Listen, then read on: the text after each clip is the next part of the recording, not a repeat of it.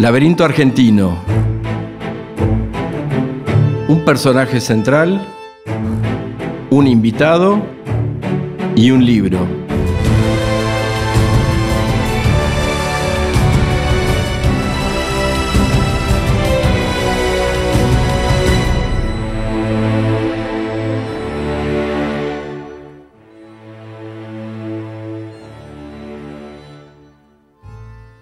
El 10 de julio 1821, San Martín ingresó a Lima, la ciudad más atrayente del imaginario americano, abonado desde su partida de Cádiz, en compañía de un asistente, cuidando muy especialmente de no perturbar el orden público y obtener de las corporaciones urbanas el consenso activo de su autoridad. Esta nueva conquista supuso concesiones de naturaleza muy variada. Visitó al arzobispo, al ayuntamiento, a la nobleza titulada limeña, reemplazó a las guerrillas de indios por tropas regulares. Limitó la leva de esclavos y castas de color para temperar el malestar de los amos, y se alojó en el cuartel de la fortaleza del Callao. Solo más tarde ocuparía el rutilante Palacio de los Virreyes. Reunido el Cabildo Abierto el 15 de julio, la notabilidad capitular y las corporaciones urbanas llevaron a cabo la solemne declaración de estar comprometidos a tratar con el Libertador bajo la piedra angular del edificio majestuoso de nuestra libertad de la corona y la nación española, y de cualquier otra extranjera.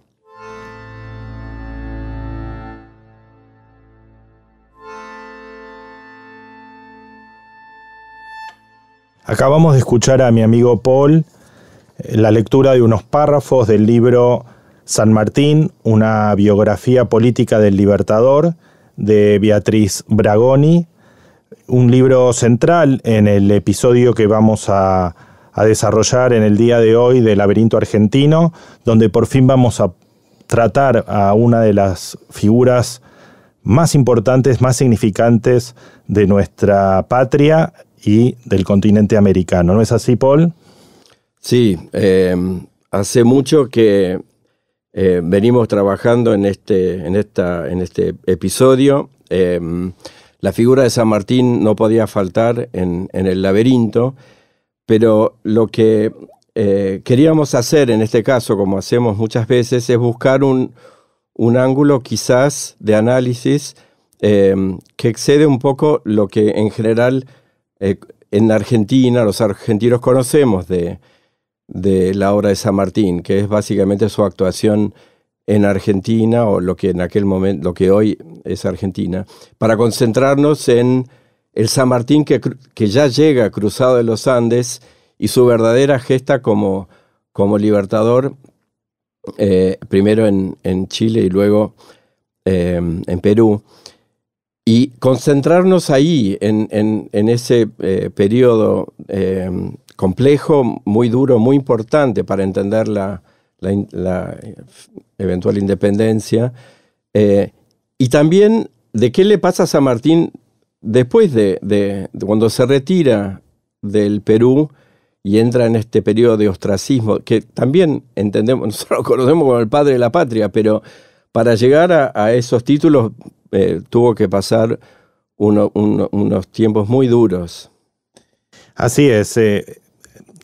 Tal vez para completar lo que estás señalando, Paul, lo que dijimos cuando preparábamos este episodio, y por eso esta biografía nos viene muy bien, es tratar de entender otras facetas no tan conocidas o no tan explayadas entre nuestros autores y, digamos, en el conocimiento popular de la figura, que es la dimensión política que tuvo San Martín y su importancia y trascendencia en ese sentido. Así que bueno, contamos hoy con una presencia de lujo, que es la misma autora del libro que nos va a servir de guía para atravesar este episodio, y te pido por favor, Paul, que presentes a Beatriz Bragoni. Bueno, bienvenida, Beatriz, qué placer tenerte hoy. Beatriz es mendocina, cuyana, es historiadora, ensayista, es profesora, y se ha concentrado mucho en los últimos años en estudiar la obra de San Martín, esta biografía política de San Martín echa mucha luz sobre esta figura del San Martín arquitecto político, digamos. Beatriz es doctora en Historia de la UBA, es profesora titular de la Facultad de Derecho de la Universidad Nacional de Cuyo, es investigadora principal del CONICET, es académica correspondiente en la Academia Nacional de Historia, es autora de muchos trabajos, especialmente referidos a temas militares y la estancia de San Martín en el Cuyo, y de algunas de sus figuras, como obviamente lo fue San Martín, pero también otra figura que vamos a cubrir hoy, que es la figura de José Miguel Carrera. Así que bienvenida, Beatriz. Hola, ¿qué tal? Buenas tardes, y bueno, por supuesto que agradezco la invitación y celebraré esta conversación en torno a San Martín y las independencias sudamericanas.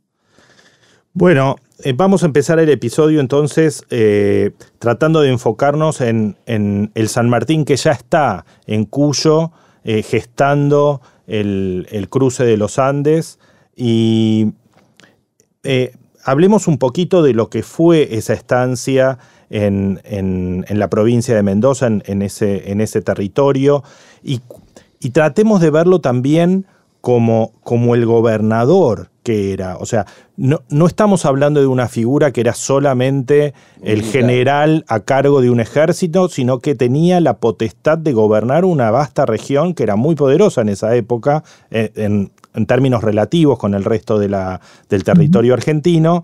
Y contanos un poco, Beatriz, cómo lo podríamos visualizar a San Martín durante un periodo de tiempo bastante extenso, no es solamente un par de meses. No. Bueno, eso realmente fue, digamos, un aprendizaje muy importante del San Martín político y de cómo, digamos, gobernó esos años un bastión que no fue escenario de guerra, sino que fue un territorio propicio, una jurisdicción propicia para organizar el ejército que imaginaba.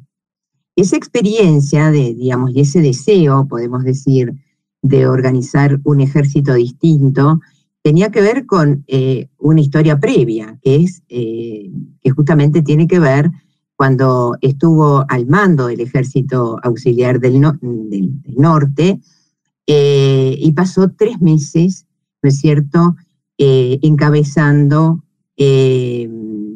el adoctrinamiento, el pretendido adoctrinamiento de una fuerza militar que había tenido derrotas importantes y éxitos importantes en Tucumán. Y la experiencia que tuvo San Martín en Tucumán fue realmente, diríamos, una arena de aprendizajes, de que se necesitaba modificar la política de la guerra de la Revolución Rioplatense, orientarla al Pacífico y hacerla en base a un ejército reducido y centralizando la cadena de mandos, ¿no? Es por eso que, estando en Tucumán, San Martín pide ser designado gobernador de la flamante gobernación cuyana, que había sido creada como premio a la obediencia a la Junta de Buenos Aires en 1813, y llega en una situación realmente crítica, porque la revolución en el Río de la Plata, en el norte, estaba lidiando, ¿no es cierto?, con el acecho realista. Todavía Montevideo había sido recién conquistada la causa de Buenos Aires, y por otra parte, la Revolución chilena estaba teniendo muchísimos problemas para sobrevivir en un escenario en donde el virrey de Lima había conseguido enviar fuerzas a Chile y movilizar esa fuerza militar. Tuvo la capacidad de movilizar vastos contingentes del sur chileno, ¿no es cierto?, que enfrentaron al gobierno patriota. Entonces, Cuyo aparece, como lo definió en su momento Mitre, ¿no es cierto?, como una ínsula, ¿no? Y en esa ínsula es donde San Martín llega sin lazos, llega con un poder, diríamos que está en los papeles, pero que tiene que ponerlo en juego, tiene que construir autoridad, tiene que legitimar esa autoridad, y es ese, proceso el que demuestra sus dotes políticas y al mismo tiempo un proceso de negociación con los grupos de poder locales que se van a manifestar en diferentes planos, ¿no?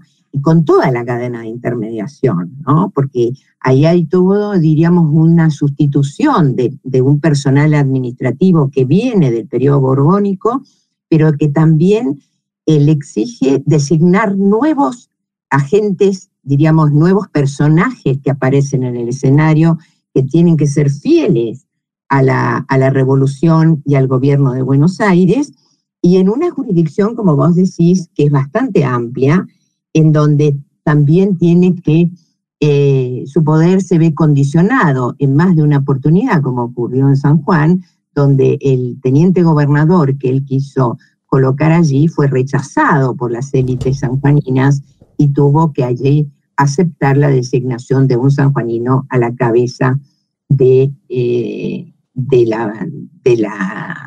la provincia de San Juan. También ese, diríamos, arbitraje, esa muñeca política de San Martín se vislumbra, por ejemplo, con el clero cuyano, ¿no? Allí, diríamos, castiga con el destierro a los curas refractarios de la revolución. También destierra a una vieja matrona de los clanes cuyanos por insultar a la revolución, a la libertad y al gobernador. Y también negocia con los sectores propietarios la integración de una parte de la esclavitura a las filas del ejército. Allí él tenía la aspiración de que toda la esclavitura masculina cuyana pasara a integrar las filas del ejército, pero se vio limitado a que solamente pudiera, diríamos, ejecutar sobre el tercio de la esclavitura masculina, ¿no?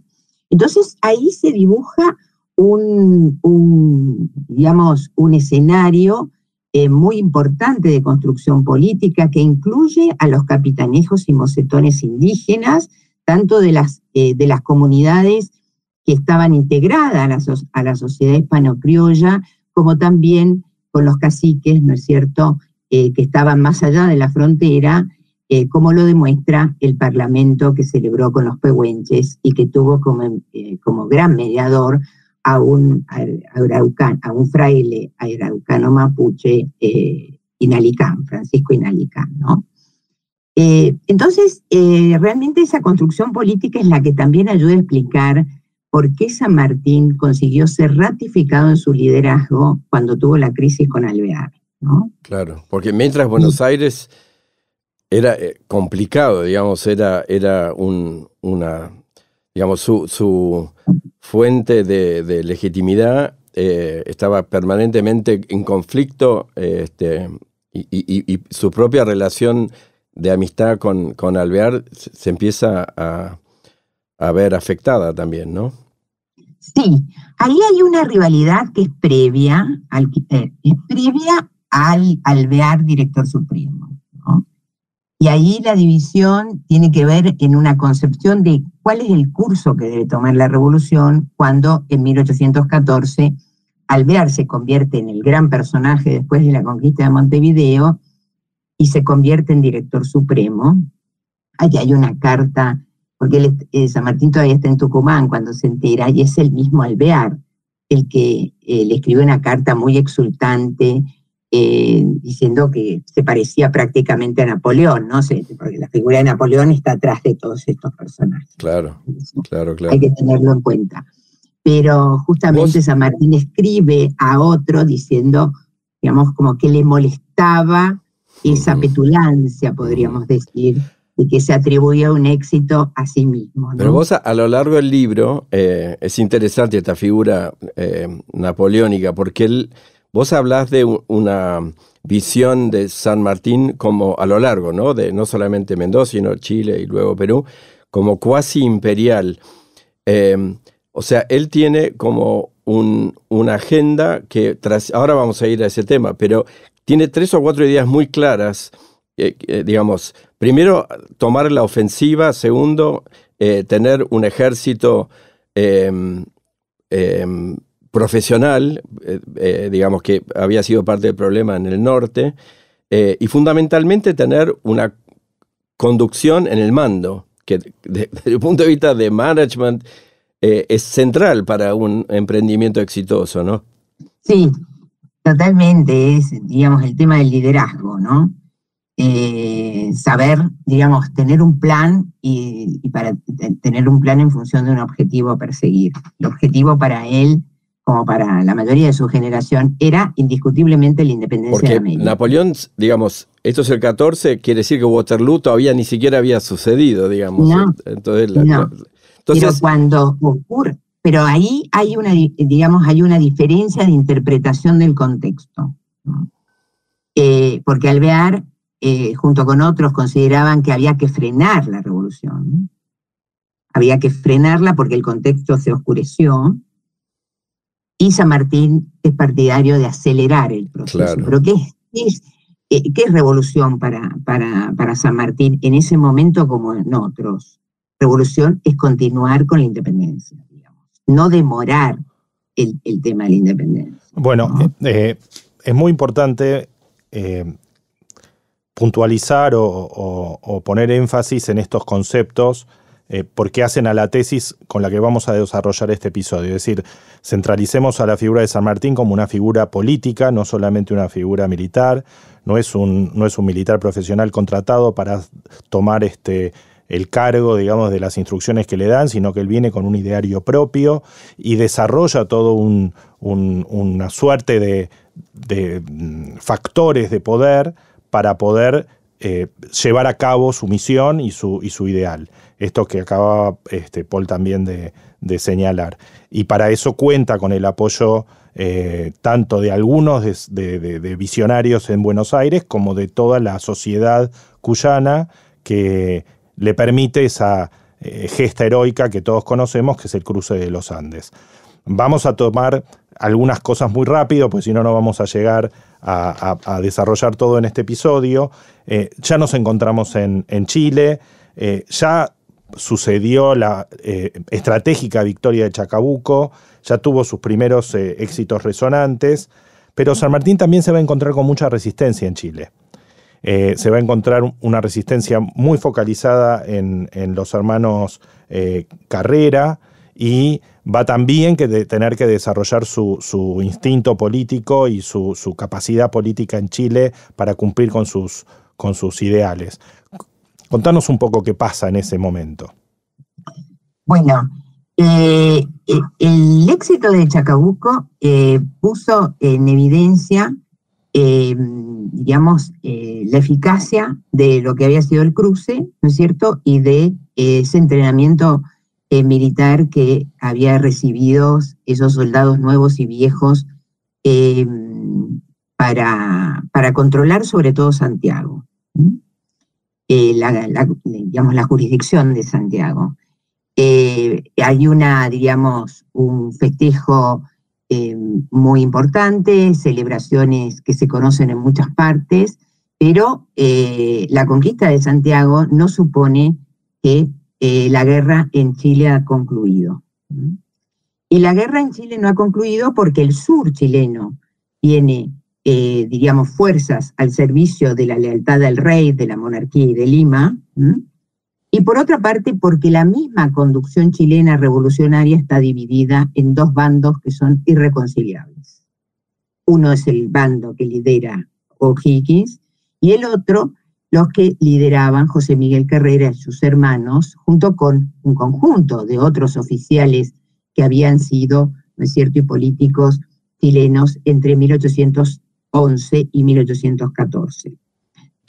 el sector chileno había pasado a Cuyo después de la derrota de Rancagua en 1814, y ahí San Martín había sido enfático porque la aspiración de Carrera es que lo reconociera él como líder político en el exilio, y San Martín, por diferentes razones, optó por O'Higgins y no por Carrera. Los Carreras fueron conducidos a Buenos Aires y se convirtieron en emigrados al servicio de la conspiración permanente. Conspiración permanente en el sentido de que tuvieron el veto, sobre todo después de Chacabuco, de que no podían regresar a lo que ellos llamaban la dulce patria chilena, ¿no? Entonces, esta división en la élite chilena es la que explica, ¿no es cierto?, buena parte de las dificultades que van a tener la conducción, digamos, la estabilidad gubernamental en Santiago de Chile, y que va a padecer el mismo Higgins, ¿no es cierto?, como director supremo. Y es allí porque justamente lo observan, que no deja pasar a los Carrera, y este malestar se instala no solamente en la cúspide del poder chileno, sino que también está muy presente en la sociedad y también en las viejas tropas que habían servido al líder que ahora estaba proscripto. Y eso va unido también a resistencias muy importantes, y esto lo señala muchas veces Hilarión de la Quintana en sus memorias que escribe en los años 30, que el rechazo de los chilenos a los rioplatenses, claro, tanto en las filas del ejército como en las funciones gubernamentales que a veces ocupan, ¿no? Los lautarinos son observados porque son vistos como de otro lado, ¿no?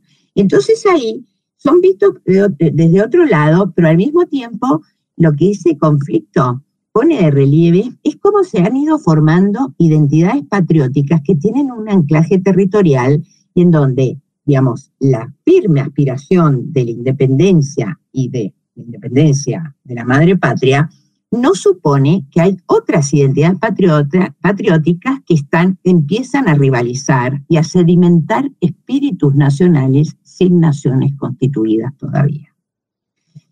Entonces, esa cuestión hace que les recomiende, y en esto Tomás Guido, que era el diputado por el gobierno de Buenos Aires ante el gobierno chileno, recomienda que los rioplatenses tienen que abstenerse de cumplir cargos públicos o funciones administrativas del otro lado de la cordillera, porque eso genera malestar, y ese malestar se manifiesta en conspiraciones o en disturbios dentro de los regimientos, ¿no?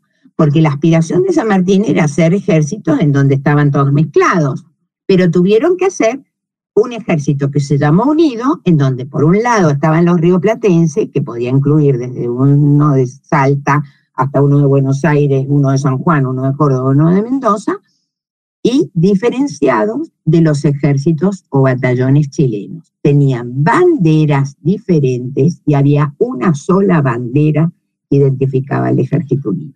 Y no podemos subestimar esta resistencia, o sea, queremos avanzar, pero es muy cruda, es muy, inclusive de algunas naciones indígenas en el sur, que también se alían con los realistas, con lo cual es como un multifrente que es interesante entender, pero finalmente empuja y consigue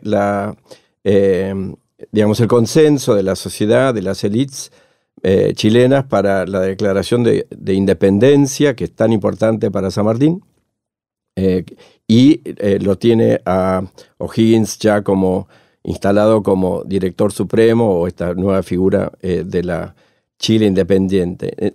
Y ya tiene la cabeza puesta ahora en la segunda parte de su estrategia, que es Lima, básicamente, ¿no?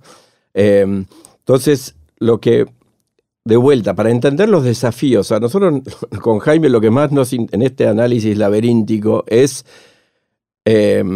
había que armar una flota, o sea, y no tenían fondeo propio o muy significativo, Buenos Aires, él inclusive en un momento, vos hablás de una desobediencia de San Martín, pero él finalmente logra armar. ¿Podés contar cómo hace para armar esta modesta flota que sale de Valparaíso el agosto de 1820?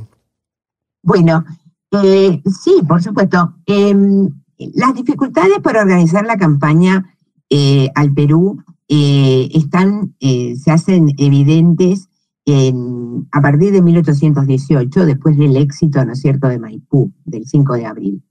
Y es allí donde San Martín cruza de vuelta a la cordillera y tiene prácticamente la última reunión con Pueyrredón, ¿no? Pueyrredón se compromete a continuar con el plan continental, que era llegar a Lima, porque era el principal centro de recursos de la contrarrevolución, y se compromete a darle tantos pesos, pero bueno, Pueyrredón cumple en parte a raíz de que las finanzas de las Provincias Unidas del Río de la Plata están muy mal. Recurre también a, diríamos, prestamistas que son los comerciantes, ¿no es cierto?, que operan sobre la plaza de Santiago y Valparaíso entre Buenos Aires, y obtiene un fondo que los habilita a enviar misiones a Estados Unidos y a Europa a comprar, ¿no es cierto?, algunos buques. La otra parte de los buques, y también la contratación, ¿no es cierto?, de oficial, diríamos, del almirante Cochrane, diríamos, de comprometer a Cochrane y sus marineros, ¿no es cierto?, que se sumaran a esta empresa, a esta aventura, ¿no? En esto, los recursos que obtienen, entonces le permite acceder a dos buques, pero tienen que completarla. Y una estrategia para completar los buques es justamente cómo estos pequeños buques sirven para asaltar otros buques que son de los españoles y que empiezan a aumentar la escuadra cambiando de nombre, como por ejemplo cuando se produjo, ¿no es cierto?, el asalto a la fragata María Isabel, y esa fragata, junto con su equipamiento, pasa a integrar la escuadra patriota, ¿no? Entonces, a partir de 1818, Cochrane empieza a realizar excursiones marítimas entre Talcahuano, que era el puerto de abastecimiento, para acosar el tráfico entre Lima y el sur chileno, ¿no? Entonces, empiezan a acosar y a recorrer las costas. Van recorriendo las costas con un doble fin. Por una parte, difundir la propaganda a favor de la independencia, ¿no? Activar, como ellos llamaban, la opinión, porque la estrategia de guerra no es tan solo una estrategia militar directa, sino en el convencimiento de las poblaciones de adherir a la causa de América. Bueno, es muy interesante cuando uno... Y ahí la idea del laberinto, discúlpame que te interrumpa, Jaime, la idea del laberinto es estupenda, porque es una combinación de estrategias, no es tan solo la acción militar calculada directa, sino que la apuesta en que no, digamos, los sectores realistas dejen de tener el apoyo en las poblaciones locales. Sí, bueno, y vamos a volver sobre el tema del general en su laberinto un poquito más adelante, pero está bueno que lo traigamos ahora a colación por las distintas dimensiones que tiene la laberíntica situación de San Martín en ese momento, porque recordemos, como decía Paul hace un ratito, que el gobierno central en Buenos Aires lo había reclamado a San Martín para que lo apoyara en las luchas intestinas contra los caudillos que desde las provincias del litoral estaban socavando la autoridad central, y San Martín se niega, tiene una posición contraria a este llamado, vuelve a Chile y desde Chile, desde donde consigue el apoyo para avanzar en su ideario, que nuevamente lo posiciona como un líder político, porque él está comandando su propia idea. No es que sigue una instrucción precisa de un gobierno central, sino que es él el que motoriza esta idea libertadora con el apoyo de distintos factores, porque obviamente solo no hubiera podido, y finalmente avanza sobre Perú, sobre Lima, que era el centro neurálgico de la resistencia española, que generaba los fondos y los recursos humanos desde los cuales los realistas todavía mantenían el sueño de recuperar la América para la corona española. Finalmente llega San Martín a Perú, apoyado por un ejército multidisciplinario, ¿no? Los buques de guerra, los oficiales de la infantería, tienen más de 4.000 soldados, van adhiriéndose las poblaciones a la gesta libertadora de la independencia. ¿Y qué se encuentra San Martín en ese momento? ¿Cómo es la llegada a Lima? ¿Cómo era Lima en ese momento? ¿Qué nos podés contar de la Lima tradicional de 1820? Bueno, en el imaginario sanmartiniano, Lima estaba presente desde antes que llegara a América. Hay que pensar que no solo en que cuando él pide el retiro del ejército español, coloca que va a pasar a Lima para atender intereses personales. En su biblioteca, diríamos, en la librería, en los libros que había comprado en la península, su paso por Londres y su llegada a Buenos Aires y en el recorrido rioplatense, habían ejemplares del Mercurio peruano, tenía la colección completa del Mercurio peruano, y también tenía otras publicaciones sobre el Perú, ¿no? Esto quiere decir que para él, digamos, en su imaginario, en su cosmovisión, Lima representaba no solamente el centro de la contrarrevolución, sino que representaba también la principal ciudad de América del Sur. Eso la tenía clarísima. Por lo tanto, el ingreso a Lima de San Martín fue muy importante, porque en función de este diagnóstico, podemos decir, ¿no? De todas maneras, la Lima de ese momento presentaba severas, diríamos, prevenciones frente al libertador que había desembarcado el año anterior en Paracas y que había justamente la llegada del ejército había promovido movimientos de opinión muy importantes y proclamaciones de las independencias en las intendencias de la costa e incluso en Guayaquil, ¿no?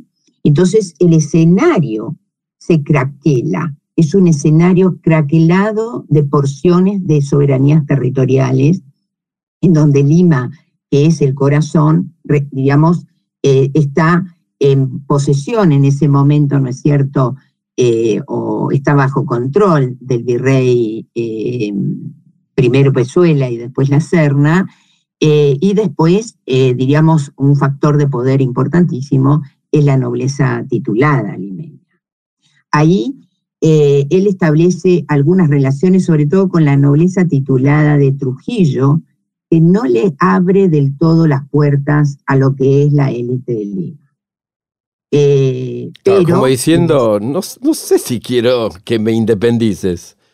No, claro. Y por otra parte, porque, digamos, una de las estrategias era justamente no atacar Lima, sino, digamos, horodar el peso y terminar convenciendo a las élites de que eso, digamos, de que debían facilitar su ingreso, ¿no?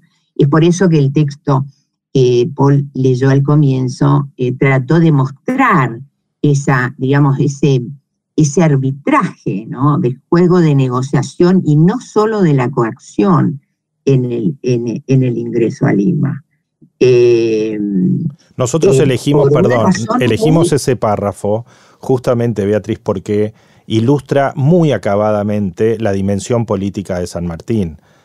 Él no entra como un militar a sangre y fuego en Lima, él entra de otra manera. Y eso es muy... Él había anticipado eso. Él lo había anticipado en la proclama de 1818, donde justamente dijo que él era un libertador y no quería ser un nuevo tirano, ¿no? No era un invasor.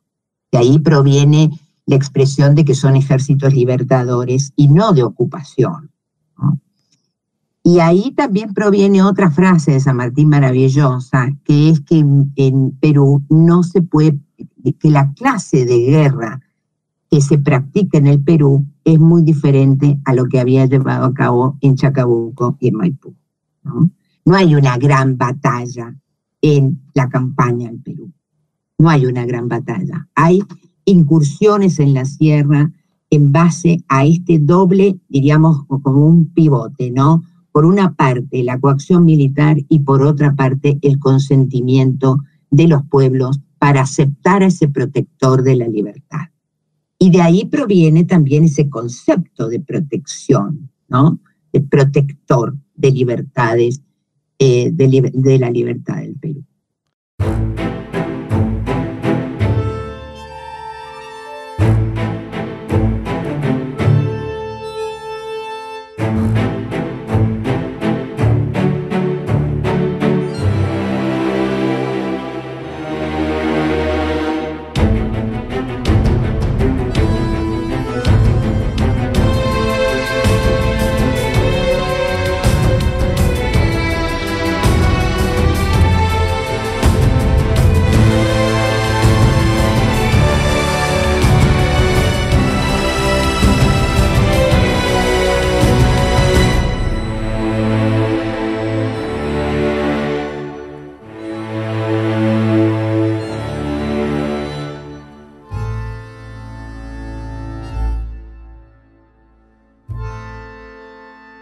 Hay dos cuestiones aquí que con Paul nos interesan mucho.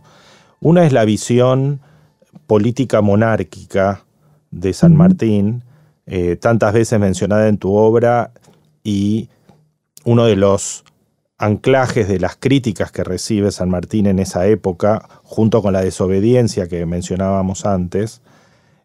Y otro es el tema de cómo él opera políticamente dentro de Lima y por cuánto tiempo.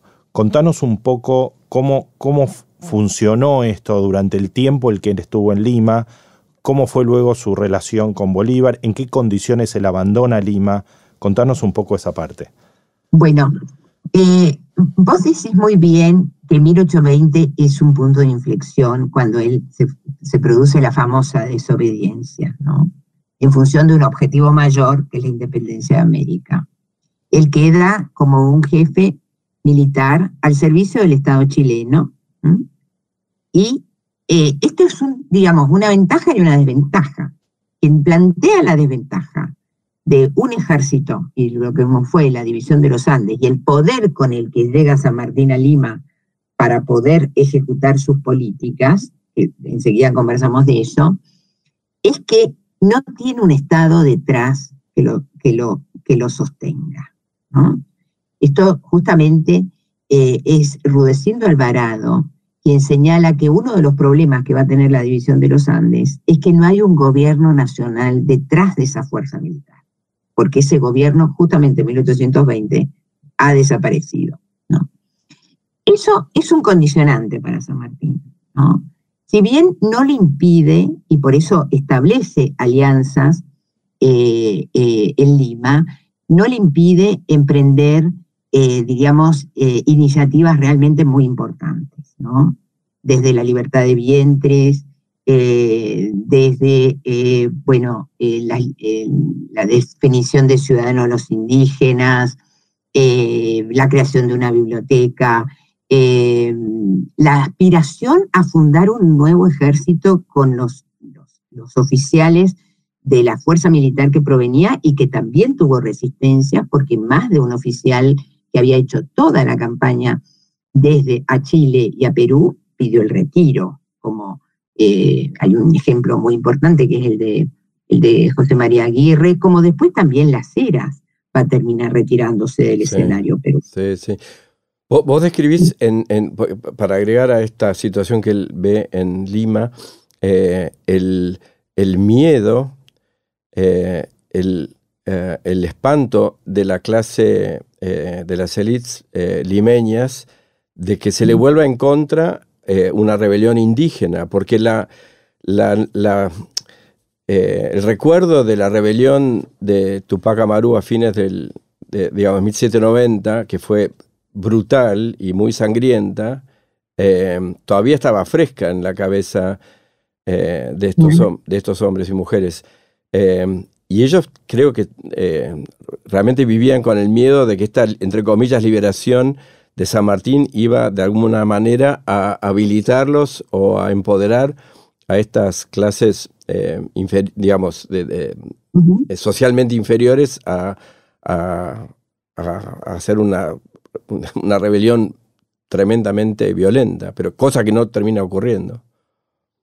Sí, exacto. Sí, el temor a las rebeliones de los indígenas estaba muy fresca en la cabeza de las élites, y también había, digamos, también San Martín tiene, digamos, las élites limeñas no son homogéneas, ¿no? Ahí hay una diferencia muy importante entre entre el sector que era peninsular, ¿no?, de los españoles, y, digamos, los sectores criollos,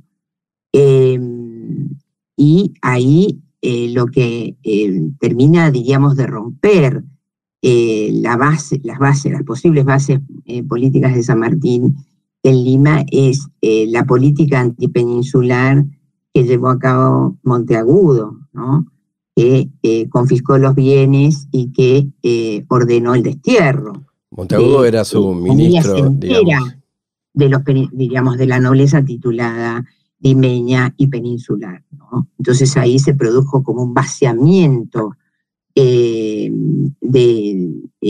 un resquebrajamiento de esas cadenas de autoridades de las jerarquías sociales de la colonia que terminan defondando el poder de San Martín, ¿no?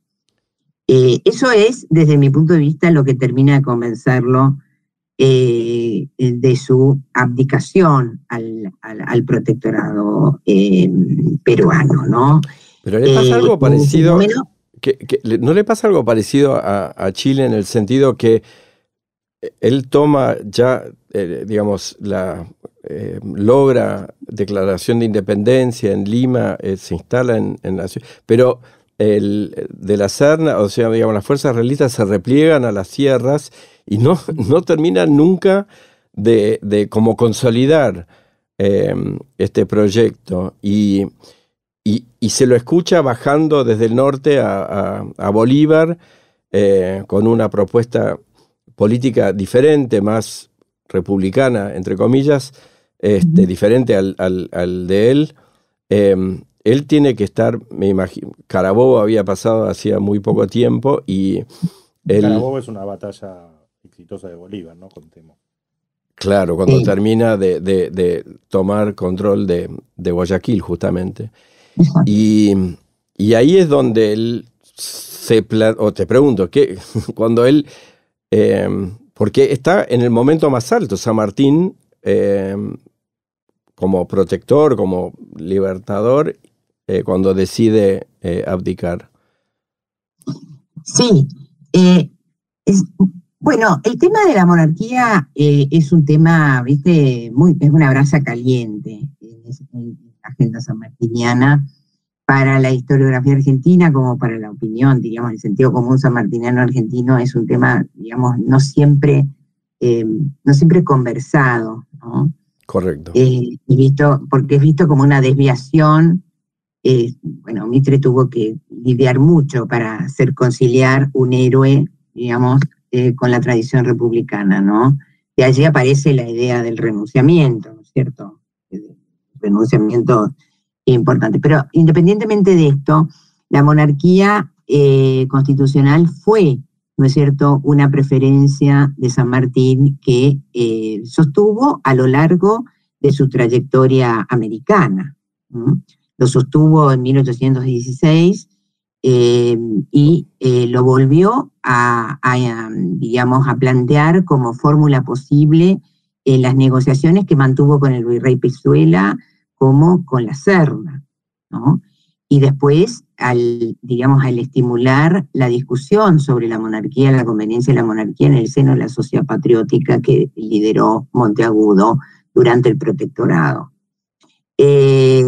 También, y la última evidencia dura de la preferencia monárquica es que justamente el Consejo de Estado, el 24 de diciembre de 1821, decide enviar una misión diplomática a buscar un príncipe europeo, ¿no? Porque ahí aparece el tema de que no hay linajes americanos. Correcto. Esa es una evidencia dura, digamos. El que lo quiera ver, que lo vea, pero es una evidencia dura de buscar un príncipe en Europa, que había estado en la cabeza de Pueyrredón, que había estado en la cabeza de otros, sí, Belgrano, que no pasó, pero que fue un proyecto posible en función de esto. Me parece que es importante que tengamos en cuenta. Fue un proyecto que imaginaron que podía funcionar, porque era, digamos, el mundo era monárquico. Claro, por supuesto. Solamente Estados Unidos era una república moderna, y aparte que Brasil se había independizado en base y que no había inconveniencia entre una dimensión imperial y monárquica. Correcto, es verdad. Ya Pedro estaba instalado. Ahí, Beatriz, estamos en un momento, un mojón, ¿no? En la vida de San Martín. Hay muchas versiones sobre los motivos de su retiro, su abdicación frente a Bolívar. Siguiendo la tónica de este episodio, uno podría elegir la explicación militar, otros podrían elegir la explicación política, ¿no? de ese retiro, que no son necesariamente iguales, pero sin profundizar sobre cuáles son los motivos. El hecho es que finalmente San Martín se retira de todos los honores y de toda su posición privilegiada que tiene en Lima, y vuelve al territorio argentino, lo que después sería el territorio argentino, y vuelve mal, digamos, vuelve sin celebración, vuelve solo, vuelve abandonado por muchos de quienes fueron sus principales colaboradores.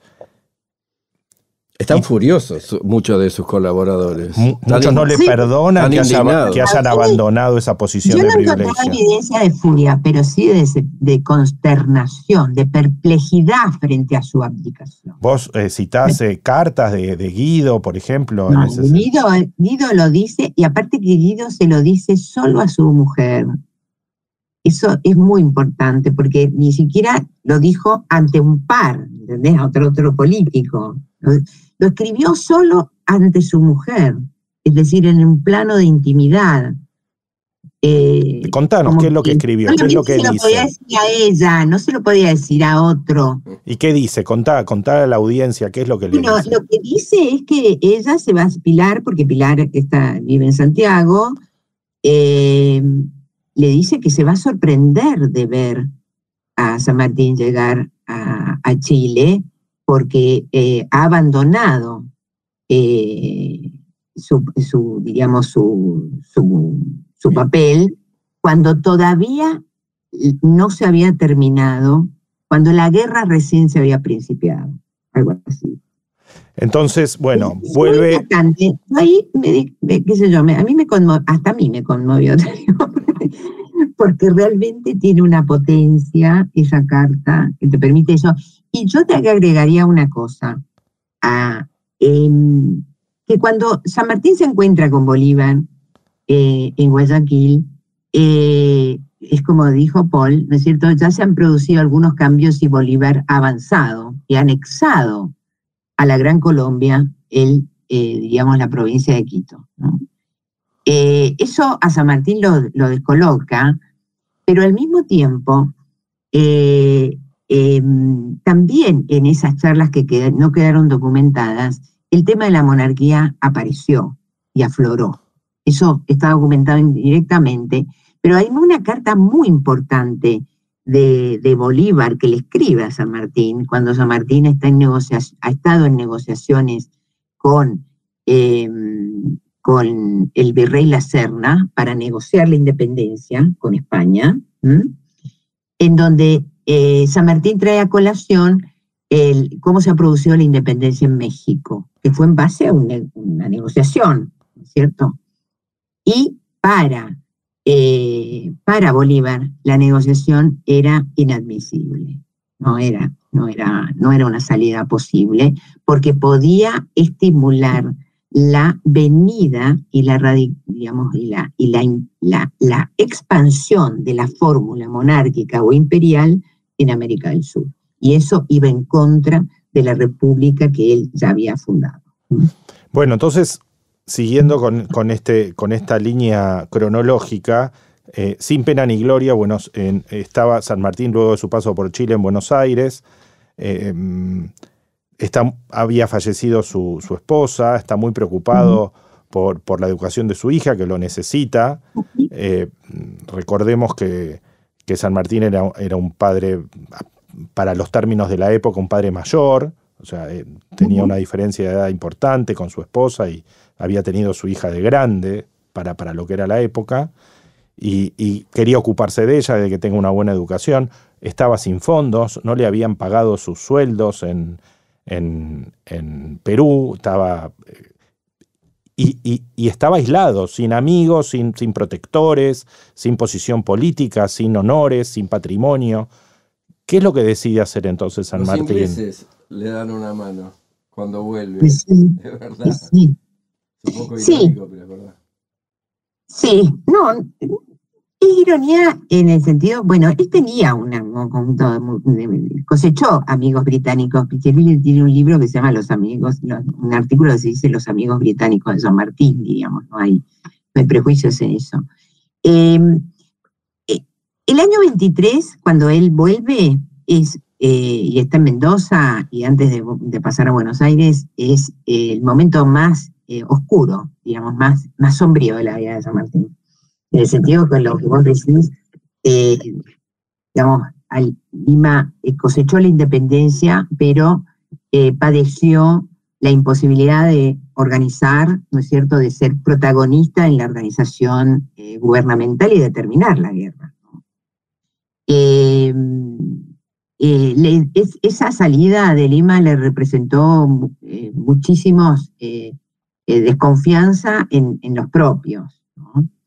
Es más, Guido recién restableció la comunicación con San Martín después de 4 años, en 1826. Que era su gran amigo, ¿no? Su gran confidente.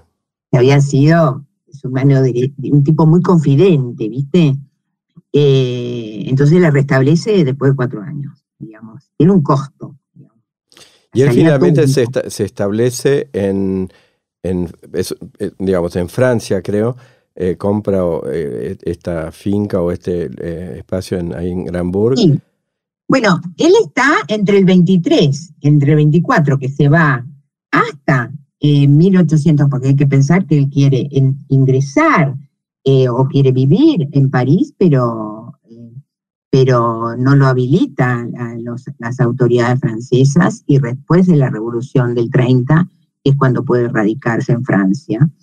Es muy interesante una nota de color cuando el gendarme belga, creo que le mira los papeles para ver en calidad de qué venía este hombre que claro, y porque tenía mala fama para la Europa de la Restauración, que llegara un líder revolucionario era mala fama. Entonces él, digamos, sigue solo hasta que se conecta, se restablece el vínculo con su hermano Justo Rufino, que es quien hace la gestión de que, porque él sí está en París, esto otro día sí que nos conversamos, pero la autoridad francesa rechaza su ingreso. Entonces sigue y se radica en Bruselas.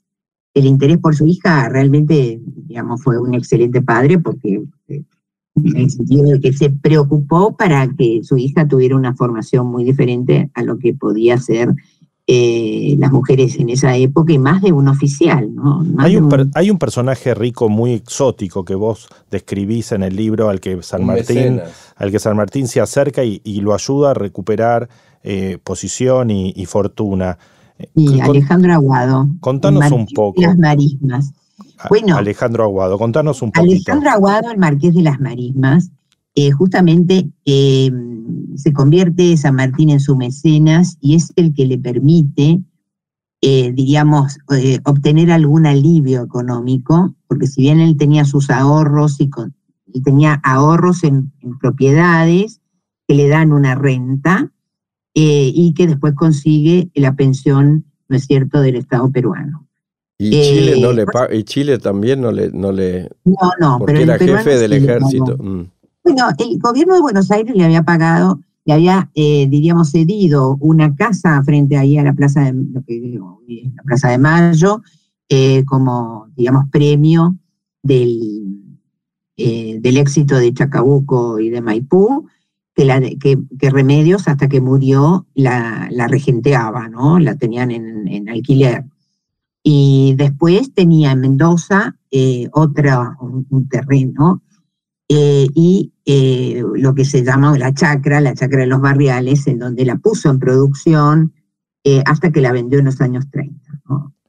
Y este mecenas realmente tiene un papel importantísimo en la vida de San Martín, digamos, en darle alivio discreto, ¿no es cierto?, pero no tan discreto, porque en 2 años, entre 1832 y el 34, se convierte en propietario de dos casas en París y en su zona aledaña, en Ivry, ¿no es cierto?, porque tiene su casa ahí cerca de la Plaza de Saint George, y después su casa en Ivry, la de Granbourg, ¿no es cierto?, en que alternaba esa casa campestre con la casa urbana, ¿no?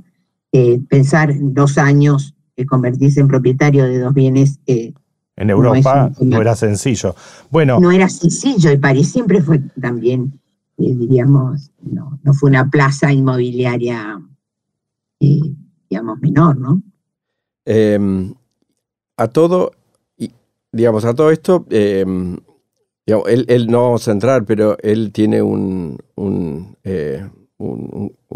choque con, creo que es Manuel Moreno, el hermano de Mariano, que lo saca, se ve que realmente lo enfurece, que lo acusa de ser monárquico, y así que es como que tiene este periodo, así vos lo llamás, de ostracismo,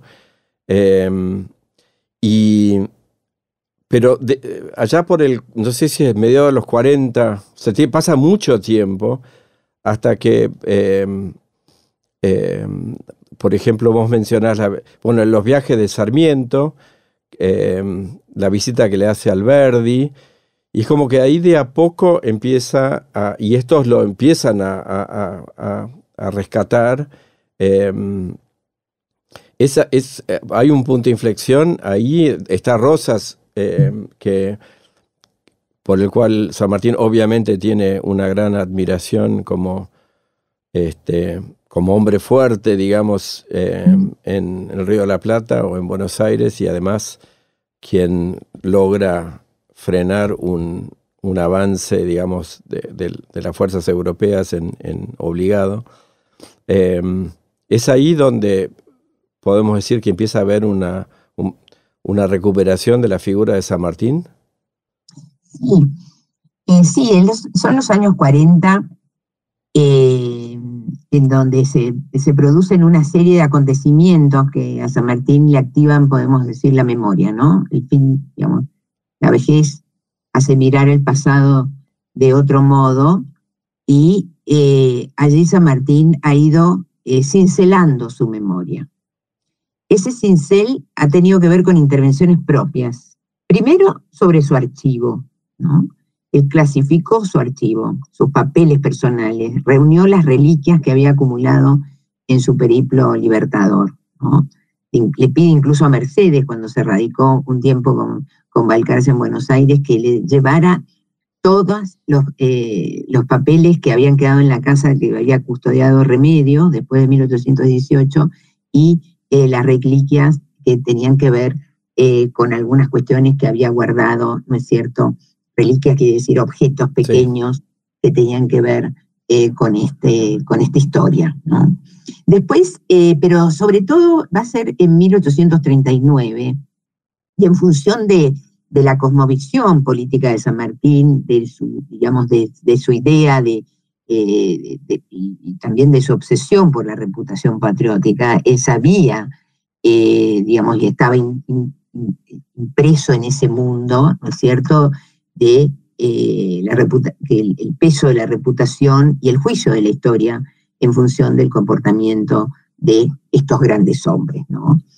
Y en el año 39, y siendo un gran lector de viajeros, San Martín había ya sido entrevistado, podemos decir, con un lenguaje moderno, por Miller, cuando Miller había escrito sus memorias y las había publicado en 1829 en Londres. En el 39 empiezan a mantener contactos con el capitán Lafont, ¿no? Que era también, como Miller había estado, ¿no es cierto?, en lugar de en el ejército de los Andes, había asistido a las fuerzas de Bolívar, ¿no? Entonces Lafont, después de hacer un periplo por otro lado, llega a París, se da cuenta, sabe que San Martín está viviendo en París, trata de contactarlo porque quiere escribir una historia de viaje. Y en esa historia de viaje, América no podía estar ausente, y menos la independencia. Entonces le escribe una carta muy importante diciéndole que es el único que queda vivo, porque evidentemente Bolívar ya había muerto en 1830. Y esa correspondencia empieza en el 39, hay intercambio de información. Lafont publica en 1843 un documento que es medular en la historiografía sanmartiniana, que es la carta del 29 de agosto de 1822, en donde no hay registro de esa carta escrita por San Martín, ha dado lugar a múltiples controversias, pero el tema es que la pregunta interesante que hay que hacer es por qué San Martín decide ponerse en contacto con ese narrador.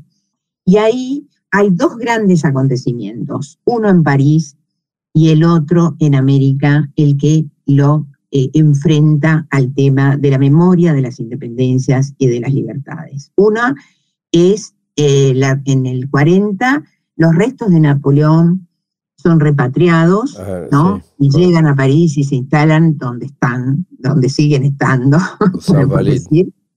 Y él vivía en París. No hay evidencia de que San Martín haya asistido, pero es imposible que como lector, como un personaje que asistía a la ópera, a los cafés parisinos, no hubiera estado o mirando o impactado por ese acontecimiento o impactado por ese acontecimiento. Y en el 42, el mismo, diríamos, ceremonial fúnebre se hace con Bolívar, ¿no? Que sus restos son trasladados de donde había muerto a Caracas, con un gran fasto funerario de Estado. Entonces, digamos, es un momento de memoria que en el 44 empieza a recibir a estos visitantes jóvenes, románticos, que están ávidos de conocer ese monumento viviente que era San Martín sobre el origen de la nación, y al mismo tiempo él escribe su testamento, en donde ahí lega sus reliquias, ¿no? El pendón real a Lima, el sable corvo a Rosas, ¿no? Y en esos gestos son muy importantes porque se completan con el último gran gesto, dos últimos grandes gestos, uno por parte de su hija, que lo hace retratar con el daguerrotipo, que es la imagen del San Martín anciano, que todos hemos aprendido por mucho tiempo, y la otra es la carta que le escribe al presidente de Perú, Ramón Castilla, en donde es prácticamente su testamento político, ¿no? Y entonces ahí, digamos, en el cincel de la memoria de San Martín, el tema de la monarquía quedó, diríamos, solapado, se echó un velo de olvido, que fue fortalecido con los escritos de los románticos argentinos. Bueno, muy bien. Hemos tratado de recorrer la vida de este enorme patriota, este extraordinario personaje, protagonista de nuestra historia. Recordemos, este episodio lo estamos grabando a pocos días de un aniversario más donde conmemoramos la figura de don José de San Martín, el 17 de agosto. que conmemoramos el fallecimiento del prócer. Y siempre terminamos nuestros episodios, Beatriz, con una pregunta, y es una pregunta, un leitmotiv de nuestro laberinto que me parece que nunca tiene tanta significación, o por lo menos en pocas veces tiene tanta significación como hoy. Y es, ¿qué muros ayudó a destruir, a derribar, o qué muros construyó San Martín en relación al laberinto argentino? ¿Qué muros? Bueno, uno de los muros es el primero, por supuesto, es el tema de la independencia, ¿no? ¿Muros te referís como cimientos? Claro, nosotros el muro del laberinto, perdón. No, muro como grieta, muro como división. Ah, ok. No, claro, porque pensé en los muros de los laberintos, ¿viste? Donde te van llevando. No, nosotros siempre señalamos que nuestra historia está plagada de constructores y de intentos de derribar muros de un laberinto del cual no podemos salir, digamos. Seguimos atrapados de alguna manera dentro de ese laberinto. De obstáculos. Y San Martín es un gran destructor de muros, como bien decís, con el tema de la independencia, pero tal vez haya algunos que haya construido él o quienes construyeron los muros en su nombre. Qué difícil la pregunta, te digo. Pero bueno, ensayaré algunas cuestiones.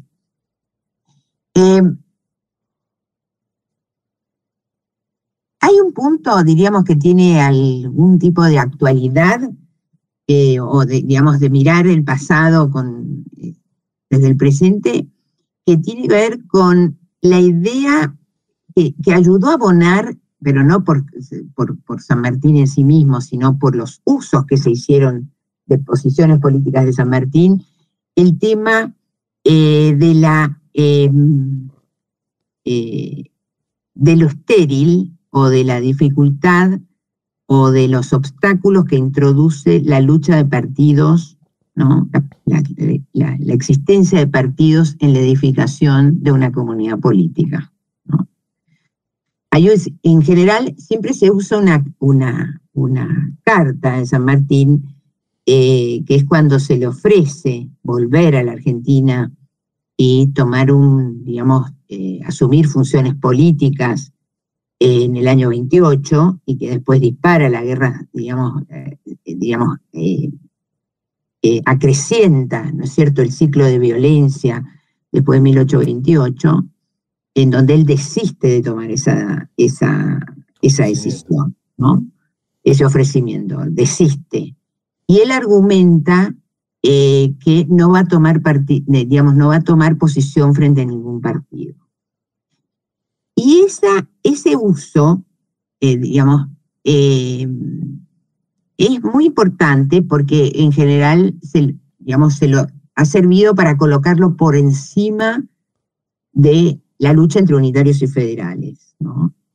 Y por encima de un conflicto cuando la sociedad en sí misma tiene diferencias y podemos pensar que los partidos expresan las diferencias sociales, ¿no es cierto? O las posiciones políticas, ¿no? Entonces, esa convicción que es regular en San Martín, de que lo que quiere evitar es la lucha de partidos, es porque considera que los partidos dividen la opinión. Y el momento de la independencia no hay lugar para esa competencia y para esa división, sino que es un momento de fusión. Esta es una idea que después no es que va a desaparecer del escenario ideológico, político argentino, porque también es la idea, ¿no es cierto?, alberdiana, ¿no? La idea de la fusión en función de la unidad, y que toda división es vista como un problema y no como algo distintivo de la vida social y política, ¿no?